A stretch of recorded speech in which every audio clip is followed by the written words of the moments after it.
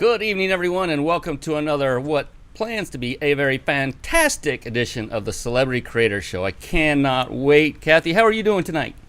I am doing awesome, and I am at least as excited as you are about our guest tonight. Yeah, you're going to love this gentleman. Very, very entertaining young man. But before we get to him, I would like to first introduce you to this wonderful woman next to me. This is my business partner, but more importantly, my friend, Kathy Stover. And she's also the co-creator of this very show that you are watching here. Now, Kathy has a wealth of experience in the world of business and marketing, which is one of the reasons that I became attracted to her professionally because of her wealth of background in marketing and business. She has over 25 years experience as an operations manager and sales manager in a Fortune 500 company. A lot of experience right there. She is now a highly successful social media strategist. She has experience as a professional speaker and is currently in the process of co-authoring a book along with yours truly. We're excited about that. It's our first ever. She's been an extremely successful affiliate marketer with experience dating back to the early 90s, and I like to always affectionately call her the affiliate marketing queen because she could sell almost anything to almost anybody. She's very, very talented in that arena. On top of that, she's also excelled in multiple network marketing companies. In fact, we met at one such company. That's where it all began. You know, our eyes met from across the NASCAR track. Oh, that's a different story. On top of that, she holds designations as a power seller and top-rated seller on eBay. Those are real live designations. Those are physical certificates hanging on her wall right in front of her. If you could see what she sees right now, you'd be looking at them right now. I've seen them. I've been there. Very high designations to achieve, which shows extreme accountability, number one, but extreme talent, number two. She's very well connected. Without a lot of her contacts, many of the guests we see on our show weekly, you would not see because it's, she makes a lot of connections through her high-powered social media associates. With that, I'd like to welcome my dear friend, and as I said before, co-creator of this very show, Kathy Stover. You know what? You're killing me. I always hate it when you go first, but I want to tell everybody a little bit about Brian Kelly. Thank you for a wonderful introduction, by the way. Excuse me. Brian has over 24 years of software and engineering and software experience. I mean, that's coupled together. And that kind of expertise lends to what you see around us. The website that he puts together, all of this technology and everything that brings all of our phenomenal guests each week.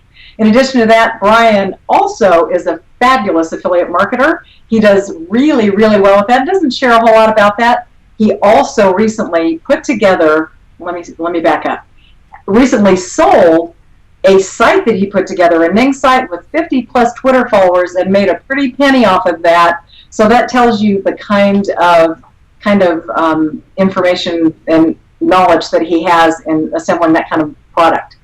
In addition to that, Brian talked about the book that we're working on that's giving us accountability, and we keep talking about that each week, so maybe by 2012 we'll have that done, huh, Brian? Yeah, no kidding.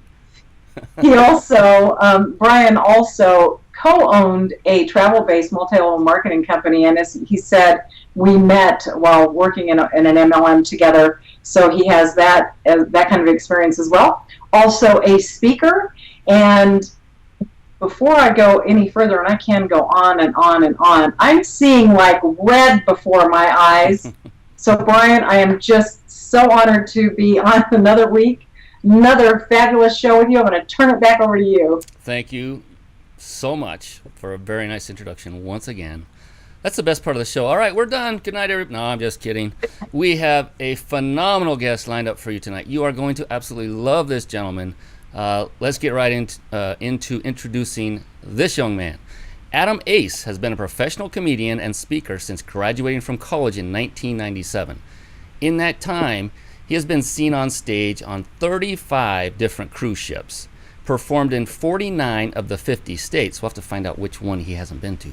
Traveled to 27 countries, appeared at 11 military bases, Bob Hope, eat your heart out, and entertained on over 450 college campuses nationwide. Good grief. What are you doing in your spare time, buddy?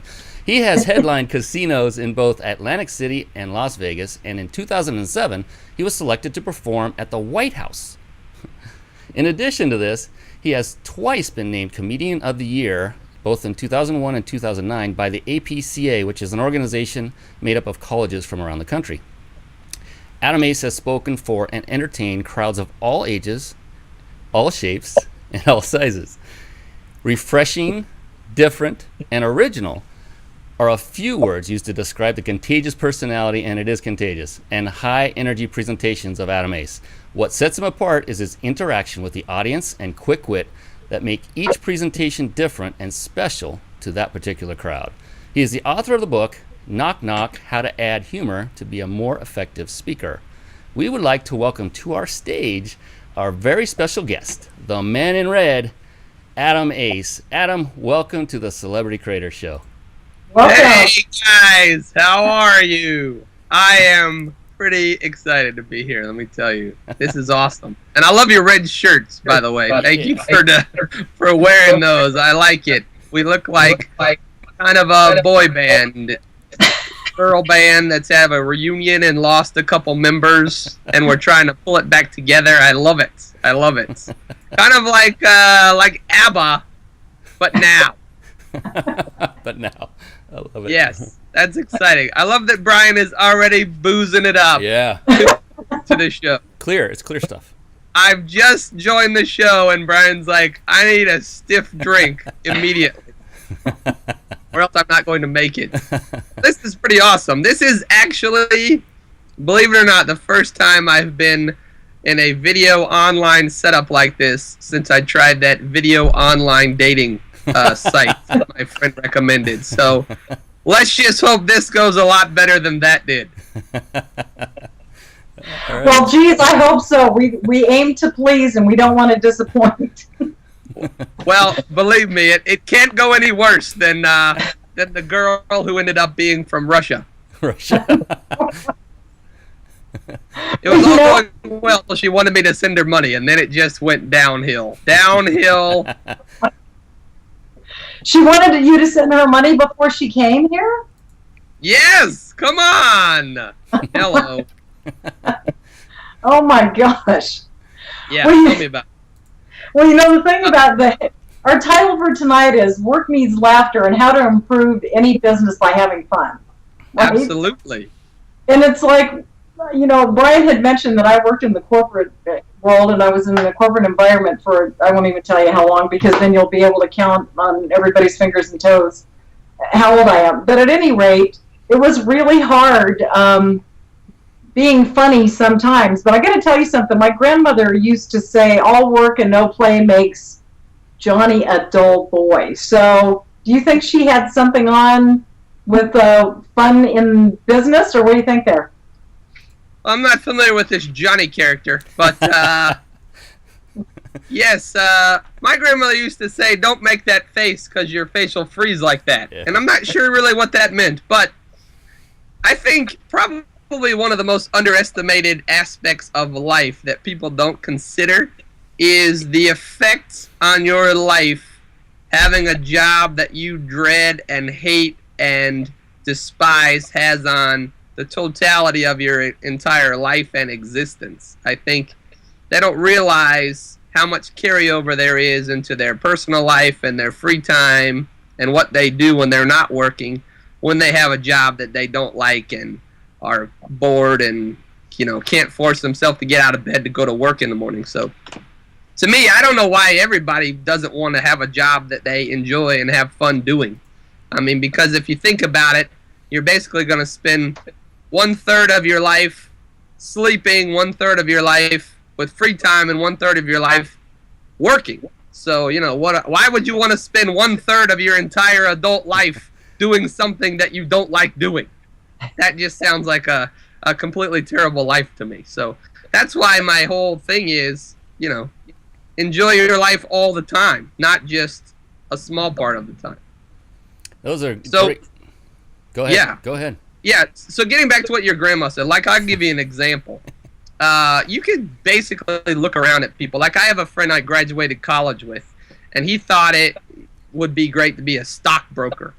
But he was only wanted to be a stockbroker because he thought he could make a lot of money. Yeah.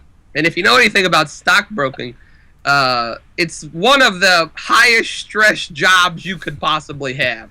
So he became a stockbroker, and within a year and a half of being a stockbroker, we were still in our late 20s, and he got gray hair. Wow. So here we are in our late 20s. You would run into him, and he'd have dark bags under his eyes, and his hair was going gray, and he was gaining weight because he was so stressed out at the end of every day. Just go get a pizza and collapse on the bed. So, you know, you can look around and you see people that look terrible, like walking zombies, like they look a lot older than they actually are. I guarantee you, if you talk to them and learn from them, they do something they don't enjoy, because it just really literally sucks the life out of you. I don't know if that answers your grandma question whatsoever, but I think those are all really things that I truly believe a lot. Well, you know, Kathy and I each have had a lot of working for corporate structure experience, and we can relate very well with that. We've had discussions about it, she and I, where it does literally suck the life out of you, and you have it's not a fun environment if you're not working where in a place where you are enjoying it, if you're not passionate about it, which is what Kathy and I talk about a lot with other entrepreneurs, because even entrepreneurs, if they go to pick something to work for themselves, it better be something they enjoy. I mean, if they want to become a stockbroker, start their own firm, they better enjoy it and be passionate about it if that's what they choose to do, rather than work for another company. So it's very, very important. When I speak to college students, I always use the example, all you got to do is think back to high school or middle school. And there was always classes you had in high school or middle school that you liked, and always classes that you hated. Yeah. And class that you liked would always fly by like that. Oh, and before you knew it, the bell rang. And the class that you hated, whatever that was, it just drug on and on and on. And you kept looking at your watch, and you couldn't wait for the bell to ring, but it never would. So that's how I would use the example of that's what you want how to look at your job and your career.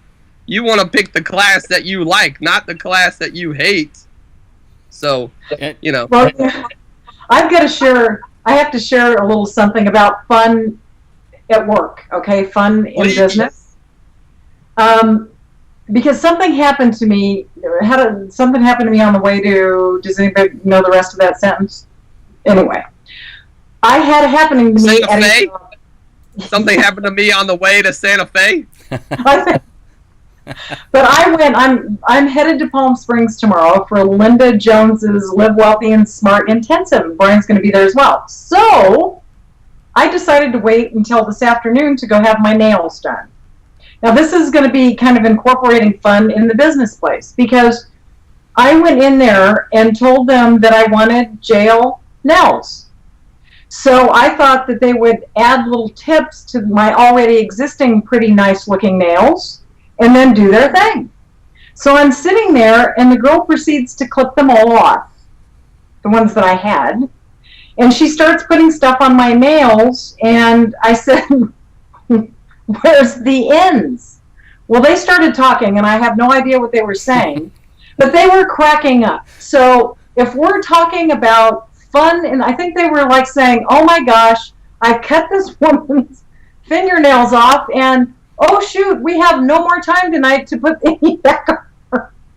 So I have no fingernails, and they were still laughing, guys, when I walked out the door. Now they told me I could come back tomorrow at 1 o'clock, but I'll be on a plane.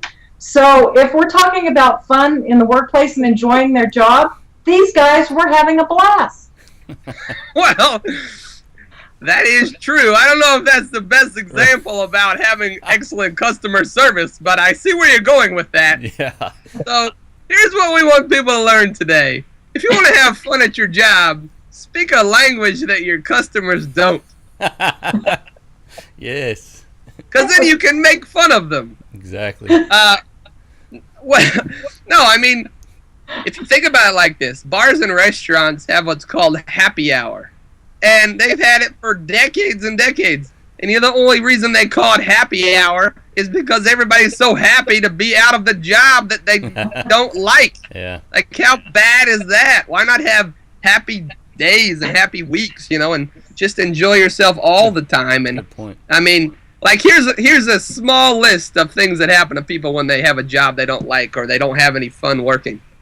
Okay. 1, addictions. They get addicted to drugs or alcohol because they try to escape the mundane, boring existence that they are stuck in, and because they don't appreciate their life, so they're looking at some sort of escape. Relationship problems because they bring home their stress and anger from work, and that affects their personal relationships, whether that be a marriage or with their kids. You never have to come up with fake excuses as to why you don't want to go into work because you enjoy going into work. Like, this is how bad it was in America. They came up with the term going postal. That became part of the lexicon. That is people that hated their jobs so much they would go to work and shoot people. That's how bad it got. And why anybody would ever want to put themselves in a position like that, I have no idea. Yeah, I've never bought into the live for the weekend kind of thing. Now, it's one thing to be in a situation like that, which many people are, even though they don't want to be, but as long as they're striving to get out of that situation, that's the key. Right. Many that are watching might be in that situation right now, but if you're doing anything for yourself to attempt to get out of that situation by starting your own business, finding another job, whatever it might be, to get out of a place you don't want to be in, some place you might like better. So just concentrate on improving your situation. It doesn't have to be perfect, just make it better. And each time you go and make a change, make it slightly better each time. You don't have to go for the jugular and say, I'm going to go into business for myself. If you're not that type of person, it may not be right for you. It's for a different type of person, we'll tell you right now. Oh, yeah. Like, I can't, again, underestimate the power of getting to do something you like doing. And if you're in a job where, maybe it's not your dream job or something that you really enjoy, but you have ideas of doing something, I hear a lot of people say, I really don't like my job, and my response normally is, well, get a new job. And everybody says, well, it's not that easy, and I'm like, it really is, actually. And why? I think the big mistake people make is they stay in a job they don't like because they're making a certain amount of money, and they can't do the job they really want to do because it doesn't pay as much money. But I don't think they realize that even if they take a pay cut to do what they enjoy doing, they're going to make back that money through a better life over and over again. Yeah. And sometimes it's only like $10,000 a year. Like, they'll stay in a job they don't like paying $50,000 a year instead of taking a job they like for $40,000 a year. And that $10,000 is going to be made up really quick when you're not going to the bar every night to drink away your sorrows and do whatever else you do to escape the mundane life that you're in. So I think that's a trap people get into, but I think if they tried it, they'll realize really quickly the benefits of being able to, 1, be your own boss, or 2, be excited to get out of bed every morning to go to work. Like for instance, like I'm just sitting here in my office, and we're doing this interview, and I'm not even wearing pants. Oh. How great is that? Fade to black. Don't stand up. Don't. Now you're talking about projecting from home. Where is home for you? I am right outside of Washington, D.C. This is a rare occurrence. I'm always on the road, but I just happen to be home right now. And, how fun is this? I'm like, I could get all dressed up, but nobody's going to see below my belt. So I'm like, I'm wearing a red shirt and nothing. That's how you do it. I forgot to put up that. What better way to have fun than not wear pants at work? Stay seated. Stay sitting. Okay. I'm saving that for the grand finale. On that note, let's pull it back to the topic at hand, if you don't mind. What? When you say improving business by having fun, what exactly do you mean? He works naked. Yeah. Yes. That's the title of my new book. Go to work naked. There you go. Yeah, like Heidi's, like kind of a spin-off from Heidi Lee's book, Almost Naked. You could just go to work naked. I love it. Exactly. My book, completely naked. All right, how to improve your business by having fun. Here is the thing. I'll give you an example. I was on at a big mall recently, not too long ago, with a couple of friends of mine, and we're walking around, and the mall's really not that busy. Many of the stores didn't have a whole lot of customers in it. But we're walking along, and we had passed the candy shop and all your normal mall stuff. No customers. We turned the corner, and there's this huge store, and they've got 35 or 40 people all circled around in this store, like captivated. It's one of those things where everybody saw it, and they're like, we got to go check out what's going over there. And it was a fudge shop. All they did was sell fudge. And if you think about fudge, not the most fun, exciting thing you're ever going to think of. There's plenty of fudge shops around, and all they do, they have a counter, and the fudge is there, and it's like, if you buy it, you do. If you don't, whatever. But this place is called the Fudgery. And what they do is they make the fudge right there in front of you. They got a railing set up and then this big marble slab, and the guys come out of the back with the fudge and they make it right from scratch. But while they're making it, they start singing songs about the fudge, and they get the audience cheering things, and they say, "Who wants some fudge?" And they say, "I do," and everybody watching goes, "I do." And then they'll start singing popular songs, but they'll replace the words with fudge, and so it just creates more and more customers, and they start coming in, and it's a fun environment. It's kind of like a rock concert, interactive, like watching a show. And the most brilliant part about this is it's like a 20-25 minute thing. Everybody stays, watches the whole thing, and then at the end, once they've made the fudge, they actually sing a song, and they get the audience or the customers singing along too. And the song is, "I want you to step to the register and buy yourself some fudge." And then the customers start saying this, right? And then all these people that were sucked in by all this entertainment, they go to the register and buy fudge. Just like that. Just because of the fun environment, because it was something different and they enjoyed themselves. So, if you just incorporate small little elements of fun into your business, it's going to improve sales and bring in more customers. I really believe. I tell you what. Does that make sense? That does. Yeah. I'll tell you what, but if I started singing, we would lose customers. We wouldn't be bringing them in, that's for sure. Exactly. So I'm going to tell you, every time, if there's a restaurant and they both serve the same food, but one of the restaurants, the waiters and waitresses sing and dance in between or something like that, I'm going to that restaurant every time. There's tons of restaurants like that. They don't even have the greatest food, but they're busy all the time because people know when they go there, they're going to have fun. And that's really what people want. Well, you know what? That's really cool when it's that kind of environment. But what if you're in a more professional environment? How do you interject levity and fun during your workday if you're in a corporate environment? Right. Well, I'll give you a couple things real quick. If you work in a small office or an office environment and there's people around, here's a couple real quick things. You can do what's called a humor board, and all that is a bulletin board, and you put it up on the wall somewhere.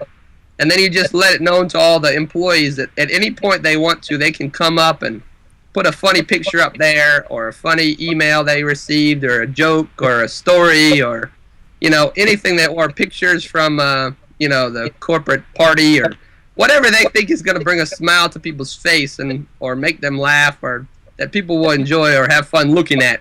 You're allowed to put it up there. And then you just rotate things out every week or every couple of weeks, and people can go up there anytime, take a 5-minute break and go up there, or walk by and take a glance at it. It's just something easy to create some fun and a break throughout the day. There's an easy one. And then another small office thing, what I think is overrated, is conference rooms and meetings and conference rooms, which to me is the most boring thing you could ever do. Like sit in a room with a table and some chairs and nothing on the walls and talk about business. I don't see why you can do that anywhere. I don't know why everybody always just does it in the boring, like, insane asylum padded wall cell that is a conference room, you know. My recommendation is have that same meeting at a place like Chuck E. Cheese. Do you guys have Chuck E. Cheese? Yes, we do. Because if you think about it, there's nobody at Chuck E. Cheese on a Tuesday at 10:30 in the morning. And Chuck E. Cheese will love to have you. And they will love to have your business. You're pretty much going to have your own section, and you're still going to accomplish everything about your meeting that you would in the boring conference room. I love that. Yeah. Chuck E. So it's Cheese. simple stuff. Like, this stuff doesn't even cost any money, you know. Oh, you know what? That's real. That's good because everybody's kind of on a budget right now, right? So that's cool. And I'm a big fan of awards like Customer of the Month, Customer of the Year, Employee of the Month, Employee of the Year. The great thing about, like with my business, I get the example. Everybody seems to think, well, we're not a big company, we can't do that. And that's not true at all. Like when I started my business, it was me and my secretary, and that was it. But I still did Employee of the Month. How did you do that every month?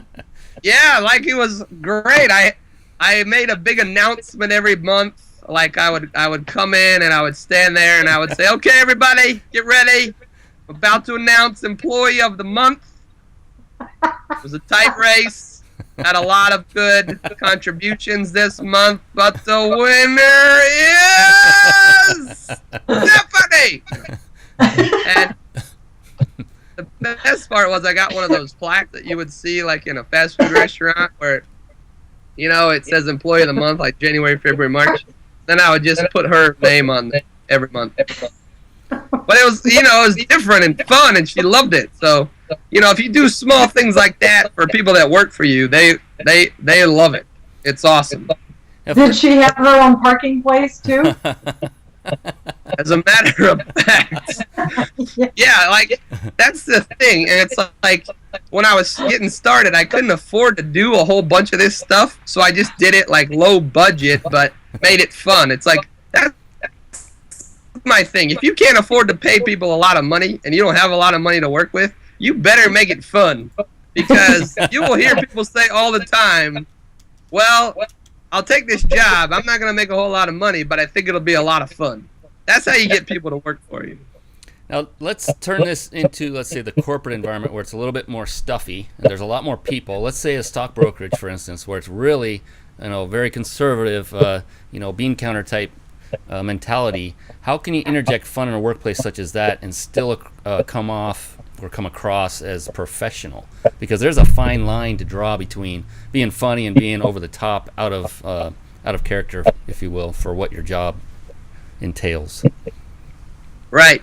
I don't know. I think that term professional is changing as we evolve as a society. You know, professional used to mean a tie, you know, or a business suit, something like that. But I think if you look around at some of the bigger companies today, now we're more transitioning. More people are doing casual Friday regularly, and more people are giving people the flexibility to wear just polo shirts or whatever they're comfortable in.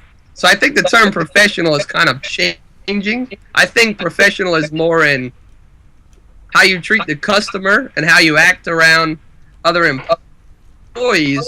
And I think when people hear fun or funny, they always just think of jokes or like putting a pie in somebody's face or something like that, you know? Whereas that's really normally not the case, you know. It's really simple stuff that people will have fun doing, you know. Like you can still have a professional work environment, but yet for one lunch a week you can hire somebody to come in and make ice cream sundaes or something like that, you know, where they come in and everybody just gets the break, they go, they make ice cream sundaes, go back to their desk, and that doesn't affect the quote-unquote corporate, you know, professionalism. Plus, I mean, if you're in an office, you know, as long as people aren't drinking and going crazy, Yeah. You know, there's no customers around the office, so as long as you interact normally and have fun with each other, I think that's the important thing. So, a lot of us are involved in social media, of course, because that's like the happening thing right now, right? I've heard about this. Yes, and you want to know, it's kind of interesting because every once in a while someone will pop up and they'll put something like, if you don't know me, don't friend me on Facebook. If you look like a serial killer, don't ask me out on a date if you don't know me. Just different things like that. So there is an etiquette with social media, and when we're talking about fun in business in the marketplace, do we try to be comedic or funny doing stuff like that, or is it just like way off the charts, don't touch it? No, I think the biggest misinterpretation is the difference between having fun and creating a fun environment and trying to be funny. Because those are two totally different things altogether. Because a fun environment is, like we were talking about before, going to a place that offers singing and dancing or has, a fun kind of decorations around the place or does fun giveaways or something like that. That's a fun environment. Whereas trying to be funny, by posting clever written jokes on your Facebook status update, like that's a whole different realm of humor, I think. And so unfortunately, most people aren't gonna be naturally funny, and that's okay. But that's why I encourage people, don't try to be funny. If you're not a naturally funny person, don't try to be funny, but just do fun things and have fun doing it. That's what anybody can do. Not everybody can be funny, but everybody can have fun and create a fun environment. Very good. That's perfect. Yeah, I like that. Because you're right, not everybody can. Yeah, and it just goes back to playing to your strengths. That's why I talk to speakers every time. Not every speaker is gonna be really funny. So you just add fun stuff that works for your personality. Like if you're a really monotone speaker, or you're not really an outlandish personality, or like kind of crazy like me, don't go up on stage and start acting crazy all of a sudden, because everybody will be like, Locked up. "What are you doing? What are you doing? What in the world are you doing?" So you just do the stuff that fits your personality and who you are. And a lot of CEOs are good at that because they realize that's not they don't have that fun, crazy personality, but they have people in their company create fun environments for their employees. Whereas, the employees aren't going to be like, I really want to hang out with that CEO because he's hilarious. But they will say, I really like working for this company because it's a fun place to work. Yeah. That's what you want. Now, Adam, you're a professional speaker. You've spoken all across the United States and elsewhere, yes, as we did in the bio. How effective or is it effective to joke or make a funny statement, say, in the onset to, help break the ice with the audience? Do you find that as a key to your speaking presentations? I know you're comedy-based, but is that something that all speakers should incorporate? I think so. I think if you look at every aspect of life, anytime there's communication among people, no matter the environment, like we were talking about dating earlier, like I always joke around about dating for a variety of reasons, but being on stage is like going on that first date. You gotta get the person to like you, and you gotta get comfortable as soon as possible. And if you want them to pay attention to what you're saying, they've got to like you and be interested in what you're talking about. So, the best way to do that, I really think, is connect with them and relate with them. And two maybe universal things in the world that everybody has in common is 1, love, and 2, laughter. So you're not going to be falling in love with people left and right, but, you can laugh with people. I mean, that's the thing I've enjoyed most is, going to all these different places and all these people from different countries and different backgrounds and different upbringings, and everybody has the one thing in common that's laughter, and they like having fun. So I think it's vitally important. And I think, again, people misinterpret that as I'm going to go up there and speak and I'm going to really try to be funny, or I'm going to be funny. It doesn't take a whole lot. You just need to do something at the beginning to let people let their guard down, and then you're kind of off and running. Like, I'll give you an example. Like, I went to church this Christmas Eve, and the pastor just walked up there, and it was midnight on Christmas Eve. So the pastor just walks out, and he goes, "Is everybody done with their Christmas shopping?" And everybody laughed, and then he just went on with his sermon and everything, But everybody laughed, it broke the ice, and just everybody relaxed, and he just kind of went from there. So sometimes it's just that. You just make light of something, you get people to relate with what you're saying, everybody has fun, it breaks the ice, and then you're off and going. And, a lot of it depends on the situation, but I think it's vitally important. And if you think of even the most serious situations, like a funeral, sometimes there's always a story that people tell that people laugh at, because people need that release and that escape from the seriousness of the grieving process. Hey, Adam, let me interject real quick. We've got some big feedback coming in now. Is it possible to turn your speakers down on your computer? I think it's coming back through the microphone there. Do you hear that, Kathy? I do. Yeah. Actually, I can hear it through you, Brian, as well. Yeah, I've reduced mine down to next to nothing. It's just, we'll get her going. So just to you can barely hear us, it's probably better anyway, when you can just barely hear us, almost not hear us, is when it's best. Is that better? Yes. It is. Sorry, I was getting rolling there. Well, you know what? I want to say this is perfect segue then, because the topic that we're talking about, we had a guest on the show. Yes. Yeah. Was he wearing pants? She was wearing pants, yes. Oh, thank goodness. Linnea Millette, and when she I love Linnea Millette. Now I got to tell you, and I had to really think about that so I didn't goof it up.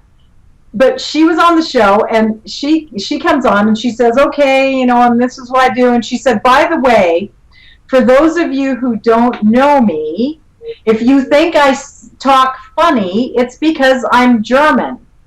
And so we just kind of laughed, and she said, and we were cracking up, and she said, "Not really." She said, "I actually am hearing impaired," but she said, "My dear friend Adam Ace gave that to me because he said it would help me break the ice when I'm up on stage, and that way it makes me calm down and it makes the audience kind of laugh." And we thought that was absolutely phenomenal. So yeah. You got a big kudo on that one, and cracked us up. We were like, "Geez, German?" We thought that she had a hearing, problem. Right. So it was hilarious. Perfect time. Right. Yeah, I love Linnea. She's such an inspiring speaker too, And what I told her was, her talk is very serious, and she talks about overcoming disabilities and all of these things, but the situation she was falling into was, a lot of times people don't know how to react to that because they're uncomfortable with it, even though you're comfortable with it. So I just told her she's got to do something at the beginning to make light of the situation so that people will let their guard down and relax. So it shows that she's totally cool with everything, and then they'll be cool with everything.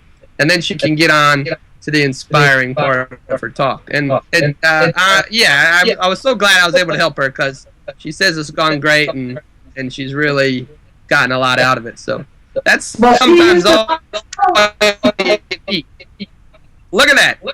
I write one joke for her, and then she's on this show. Incredible. But yeah, sometimes that's what it takes. is What's that? thing, because people want to know, one, you don't take yourself too seriously, and two, you're not, egotistical, and you're approachable, you're relatable, and you're likable. That's what they want to know. Because if they like you, they'll listen to you. And if they like you, they'll laugh at you. Those are the most important things. Or with you, right? Yes. Sometimes you want it with, not at, right? I mean, either or. Maybe a combo of both. Just take whatever you get. Yeah, exactly. Exactly. Hey, real quick, something we haven't done yet, Kathy. I'd like to quickly tell folks that if they're watching live or even recorded later, that you'll see Adams. He's standing there in his red suit with his tie on, not moving at all. It's a still picture. It's somewhere on this page. Right now it's down below us. When you get the recording later, it'll be somewhere else, most likely. But be sure to click right on his nose. Don't do it right now. That's little. I mean, his nose, this is like, you have to be really precise. His nose because right on the tip. Click on his nose. That will take you to his Facebook page. So get to know him there. That's the best place to connect with him. Also, beneath that is his logo where it says Adam Ace. You can't miss it. Click on that and you go to his website, and he has a plethora of information, not to mention some pretty hilarious videos of him in action for some great off-time humor. Off-time by meaning don't do it during the show, because that would be kind of rude, But be sure to check those out, because there's a place where you can contact Adam, and click on the contact link. He is inviting all of you to contact him via that very link. So he's looking for your input, your feedback, and connecting with him. So be sure to take care of that after the show. Yeah, and if you have any questions about like what we were talking about, speaking, or just fun tips on what to do to make your job more fun, just email me. I'm really good at email. So if you have any questions, just email me. I'll email you back. And if you're a lady and you're looking for a man, you can email me as well. If you are attracted to men who are losing their hair and voices crack like they're a 14-year-old prepubescent boy, who travel all the time and are never around, you've hit the jackpot. What's your email address again, Adam? That would be adam@adamace.com. You can also reach me at adamace, the big red love machine, wants to date you, at gmail.com. I just made that up, so I need to go register it now. Yeah, you need to buy that and the .com. Yeah. Yes, So yes. Red love machine. I love it. Yes, exactly. I mean, the great thing about your show is, that online video dating site costs money, Whereas I get to be on your show and meet girls for free. No kidding, we're pimping you out for free here tonight. I'm telling you. What more could you ask for? We're a full-service organization. Hey, always be marketing. Yes. Well, talking about marketing, at the top of the show, Brian had mentioned, and I did too, about our accountability about finishing this darn book we're working on. But you are an author, and you've written books, and you have got some of the coolest comic books. I mean, that was really fascinating to me when I saw that you had your own comic book. I've never seen that. I've seen the whole, the green dude and, all those guys, but I've never seen, like, a real person have their own comic book. That's just insane. So, how did you go about all of that? I mean, how did you, focus with all of the funniness and what you do, and focus and put all that together? It's kind of crazy. I mean, like a lot of boys, I love comic books growing up, and more than that, I just love superheroes. And what kid doesn't want to be a superhero when he's little? I mean, that's the coolest thing in the world. So then when I got out there and started performing and everything, and I had my logo and my red suit and everything, everybody always say, Adam Ace, that sounds like a superhero. And, I used to have really long, spiky hair that was all spiked up before it magically vanished through the joy of genetics. But Yeah, I just heard that more and more from people, and especially kids when they would be in the audience of some of the shows that I was doing. And I just thought, wow, the coolest thing in the whole world would be to have your own comic book. And I had a friend of mine who's an artist, and he's like, hey, I'll draw some pictures of you as a comic book character if you want. You can use it on your promo stuff. And I'm like, oh, that'd be awesome. Nice. So he did a couple of drawings, and I started using them on postcards and like my very early website, like back in 2000. And everybody just liked it, and they thought it was really cool. And then, you know, the more exposure I got, the more people that I got to meet and that saw me. And then I met this guy, and he's like, hey, I'm a comic book artist. I really love your stuff. You know, again, this segues perfectly because he's like, I used to work for Marvel Comics, and I did some work for DC Comics, and now I've started this design business on my own, and sometimes I just do projects for fun that I like to do because I don't get to do comic books as much as anymore. If you're interested in my spare time, I'll just do a comic book for you. Wow! Yeesh. And I'm like, are you kidding? Are you kidding me? Like, of course. Yeah.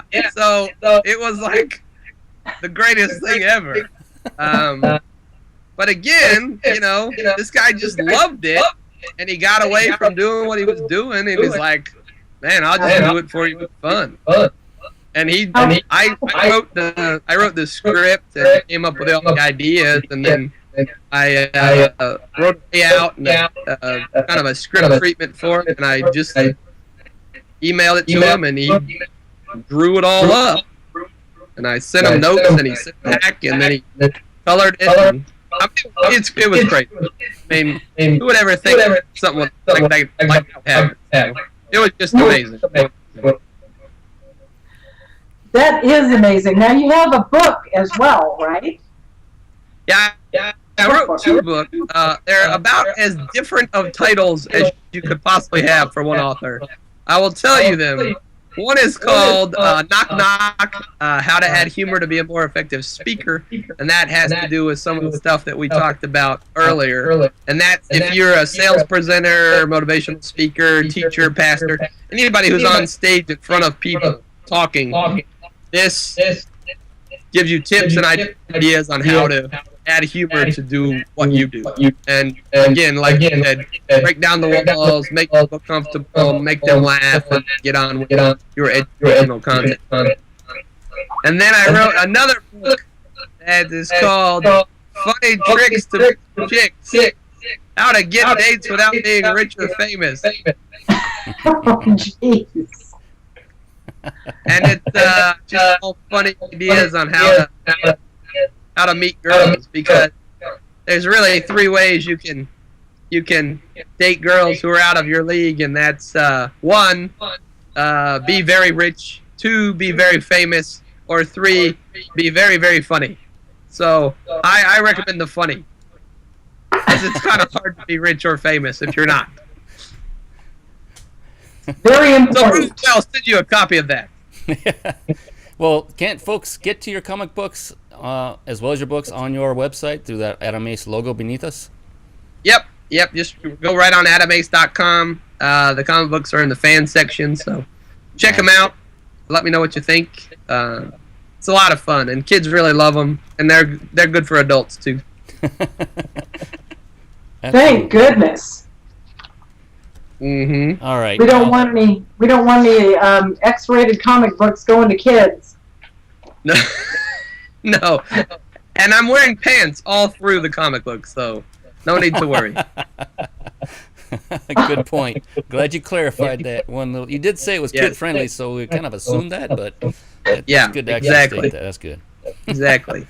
Hey, but yeah, again, I just wanted to throw out some more tips to people to have more fun doing what they're doing. You know, if you see behind me there, I've got movie posters up on the wall just of movies that I really like and really funny movies that I enjoy. And over there on that wall over there, I've got really funny pictures of me and friends and other people I've worked with from over the years.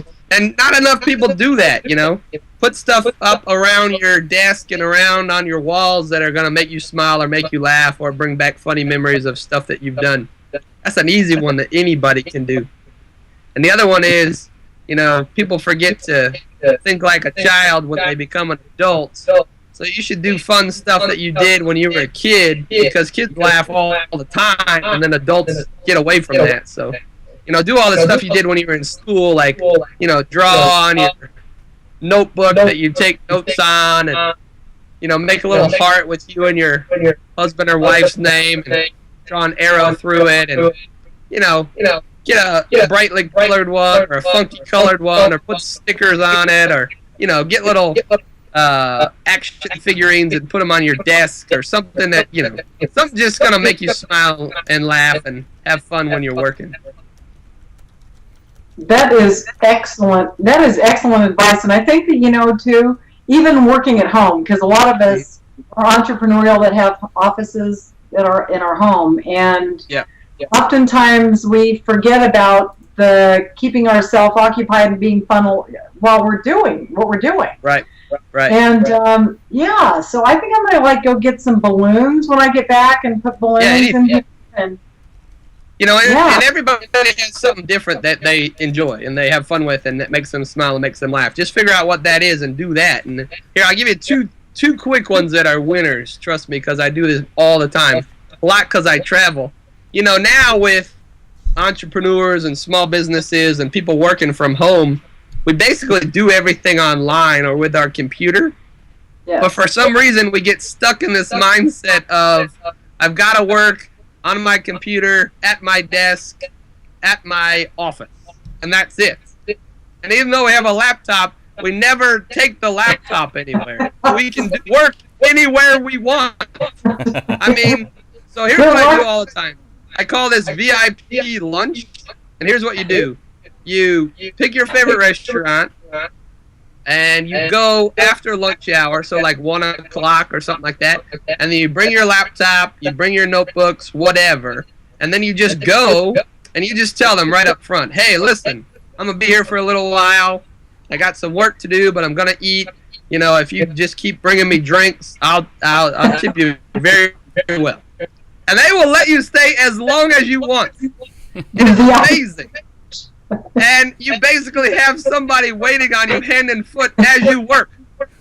It's the coolest thing ever. And if you like tea or soda or whatever, you just pay once, and they just keep bringing you more drinks. And it's awesome. It's like having a personal servant in your office. It is amazing. So do that one. And then second, here's what I want you to do. If you don't live by a beach, you can't do this. But there's no reason you can't drive down to the beach or drive to a lake or somewhere with this amazing scenery and just find a picnic bench or something and just set up your laptop and do some work there.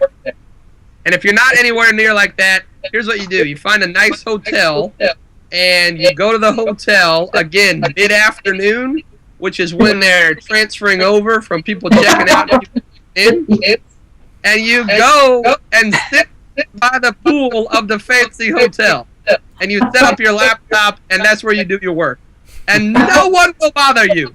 It's amazing. That is perfect advice. I live up in the mountains, so there's no beach close to me anymore, but we do have. I wonder if that would work in a bed and breakfast. Do you think? They might. I'm not sure if that would be the best plan of attack. But, just find that place that you like, or that you know, are going to be in a better frame of mind to get more work done, and go there. It's easy. People, house of pancakes. Yeah, so whatever your place is, go to that place and do your work there. It's incredible. Now, Adam, you've Kathy, did you want to do what Alan Skidmore had recommended you do? You know, I'm not sure if I want to say it or not, because it's kind of that could be a touch and go thing here. Well, we'll let Adam clean it up. I don't know. Right, if this involves Alan Skidmore, I'm already concerned. Yes. Well, he told me to ask you about the fanny pack. Uh-oh. Uh-oh. Well, I mean, if you can't talk about it here, then that's okay.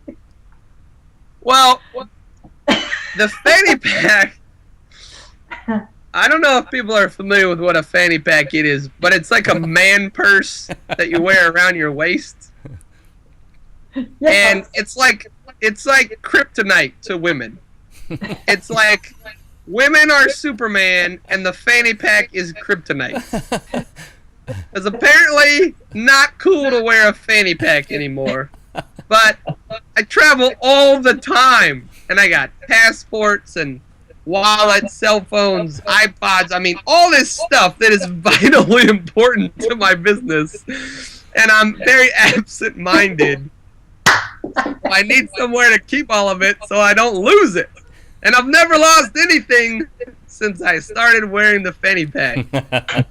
Now, ironically, I haven't had a girlfriend since I started wearing the fanny pack either. So it's more convenience over fashion. Here it is. Look. It's definitely not a chick magnet. That's huge. You wear that around your waist? 3D. So Alan and I were at a entrepreneur mastermind together, and all of us went out to dinner. Again, we found a fun restaurant, and we went, and we all did business at this restaurant. It worked great, but I happened to be wearing the fanny pack, and because I was flying out that night on the red-eye flight, and everybody just couldn't believe that it was happening. Well, it's an attention getter, if nothing else. That's for sure. Yeah, it's not going to get you any dates, but it'll get something to talk about. No kidding. I mean, I was almost afraid to ask because you never know. You know. No, it's just really an unfortunate fashion decision. Well, hey. Well, I've got to tell you, I think that I probably lost 5 pounds tonight, and I now have 6-pack abs because I've laughed so much. So thank you for that. But I also want to tell you, the first time Brian and I met you and saw you was at Craig Deswalt's event, and it was like 3 times ago, so it's been a while. Yeah. And it was kind of like we're going, check the dude out in the red pants and red high-top sneakers, you know. So what is wrong with him? It's like, what's this dude doing? He's all wearing red. But now we know, of course. He wasn't even wearing a fanny pack. Yeah, he didn't have a fanny pack. He didn't have a fanny pack on. But I am just so glad that we connected with you. I cannot tell you how much joy and laughter you brought to us when we've been able to sit in Craig's audience and watch you perform. And since we've connected, we've looked at your website and your videos. Absolutely flippin' hysterical. But you know, beyond that, Adam, you bring such great value. Your business sense and savvy, and all of the things that you've shared with us tonight is not only invaluable to Brian and I. We just absolutely appreciate the time that you spent, but also our viewers. So I just want to say from the bottom of my heart, another hour has gone by. I'm so thankful that you spent your time with us, and I'm going to turn it back over to Brian. Yeah, and as always, I echo her sentiments, Adam. Thank you so much for coming on to our show and providing, yet again, incredible value. We both saw you live more than once at Craig's past events. Hilarious stuff. It does help to ease the pain of the mundane because, you know, when you go to those events, even at an event, it's long and it's wearing. No matter who is doing it, you lose energy after a while. Having that injection of comedy, that really lightened it up the mood and helped us get through to the next day. And Craig's events are phenomenal, by the way. Don't get me wrong. They'll keep you awake. But adding someone like you to it, anybody should contact Adam Ace, who's looking to spice up their presentation, to spice up their event, to spice up their company. Have them come by and speak for your company and get everybody on a mindset of let's have a little bit of fun in life. Enough of this serious, mundane, walk like a robot life. So I want to thank you very much for bringing such great value to our audience, both live and when the recording comes out. Of course. No, I really love what you guys are doing, and I'm so glad that finally the schedule worked out so we could be together and do this. And I love that you guys at Craig's Events have always done fun stuff and had a good sense of humor about doing things and helping out wherever you can. And I will never forget seeing Brian wearing a cape. That was like my first impression. Like, you were looking at me like, why is that guy wearing a red suit? And I'm looking at you thinking, why is that man wearing a Superman cape? So it's a great both first impressions that we had of each other. But I want to do a couple things tonight, and one, bring some good ideas for people to incorporate into their work and life. So I give you a couple ideas. They're cheap, they're easy. You can do them tomorrow if you want to. Try them. Trust me, try them once. You'll really have a good time doing them. And then two, I just wanted to have fun and entertain you guys. So I hope you did, and have fun. And I just want to encourage everybody out there. I think laughing and having fun is the most easily forgotten, underrated thing in life and the world today. It can really change, improve, and extend your life in so many ways, and people take that for granted and forget to do it. It's free. You can do it anytime you want. Figure out what you have fun doing, figure out what makes you laugh, and do that more often as possible. Actually, it will change your life, trust me. Words of wisdom to live by. All right, Thank you so much. Yes, thanks, guys. With it was that, awesome. Had a great time. I'm going to go put some pants on now. Yeah, just don't get up yet. Don't get up yet. Ah! What a great way to end the show. All right, I love it. Yeah. With that, I would like to say thank you to all who attended live through our chat interface, who contributed that way. And Adam, once again, thanks to you. We will see you all again next week. We have another fantastic guest coming up. You won't want to miss it. If you don't know who it is, click on the register link above, and we will send you a friendly reminder of who's coming up next. And we do that each and every week. It's a friendly list. We're not going to spam you. Just click on the register link so you can see who's coming up next. If you want to watch it, great. If you don't, we're not going to be happy. But we will see you once again next week. Thanks all. Bye-bye now. Thanks, guys. See you later. Bye, everybody.